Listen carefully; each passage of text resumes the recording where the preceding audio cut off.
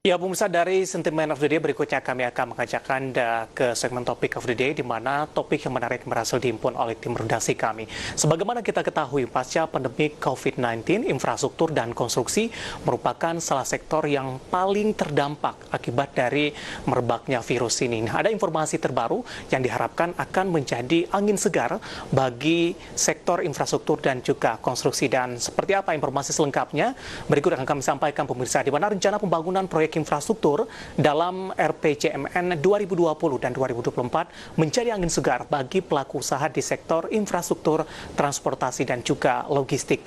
Dalam RPJMN 2020 sampai dengan 2024, partisipasi swasta lebih besar dibandingkan BUMN dan juga pemerintah.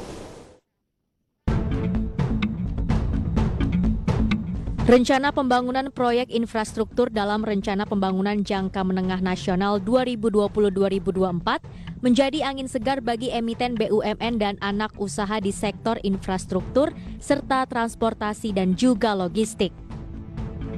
Anggaran ribuan triliun yang ditetapkan oleh pemerintah dalam RPJMN 2020-2024 diyakini akan menjadi penawar setelah periode berat akibat pandemi COVID-19.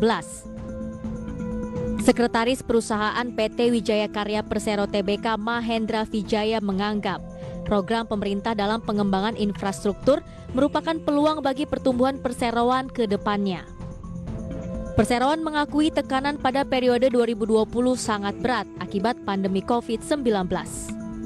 Sementara itu, Presiden Direktur PT Waskita Karya Persero Tbk Destiawan Suwarjono optimis perseroan akan dapat berkontribusi lebih banyak dalam pembangunan infrastruktur konektivitas. Menurut Destiawan, pemerintah masih memiliki cukup banyak target yang harus diselesaikan. Seperti diketahui dalam RPJMN 2020-2024, pemerintah menetapkan anggaran pembangunan infrastruktur senilai 6.445 triliun. Kebutuhan anggaran tersebut ditopang oleh APBN sebesar 2.385 triliun rupiah atau 37% dari kebutuhan anggaran, dan sisanya ditopang oleh BUMN sebesar 21% dan swasta sebesar 42%. Dalam RPJMN 2020-2024 menunjukkan harapan partisipasi swasta yang lebih besar dari BUMN dan anggaran pemerintah. Berbagai sumber IDX Channel.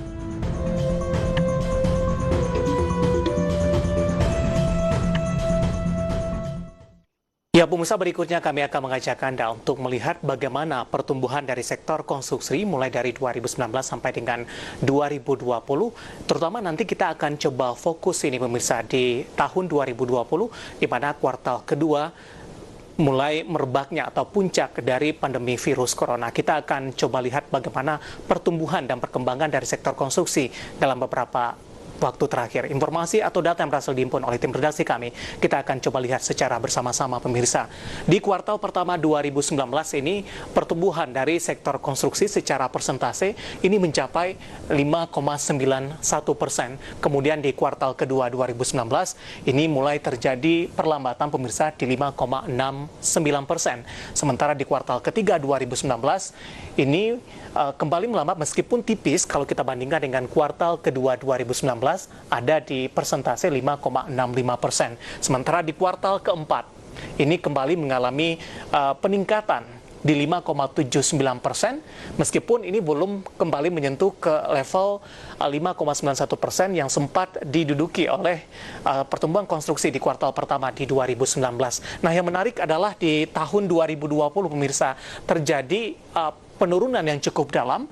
Di kuartal pertama 2020 ini hanya di 2,9%. Kalau kita tahu di kuartal pertama 2020 ini virus corona sudah mulai masuk ke Indonesia, tepatnya di Februari pada waktu itu. Sementara di kuartal kedua 2020 tekanan yang terjadi untuk sektor konstruksi ini semakin dalam. Dapat Anda saksikan juga di layar televisi Anda, ini minus, di mana persentasenya mencapai minus di 7,37%. Dan kondisi ini juga tergambar dari raihan atau kinerja dari saham-saham atau emiten-emiten yang ada di sektor infrastruktur, terutama konstruksi, yang pada kuartal kedua dan ketiga ataupun di semester pertama 2020 ini mengalami koreksi yang cukup dalam. Dan semoga bisa menjadi referensi untuk Anda, terutama bagi Anda yang sudah ambil posisi atau bagi Anda yang ingin masuk masuk kepada saham-saham yang ada di sektor infrastruktur dan juga konstruksi, pemirsa. Dan lagi-lagi keputusan investasi tetap ada di tangan Anda, para investor dan trader pasar modal Indonesia. Kita akan jeda kembali di segmen selanjutnya. Kami akan mengajak Anda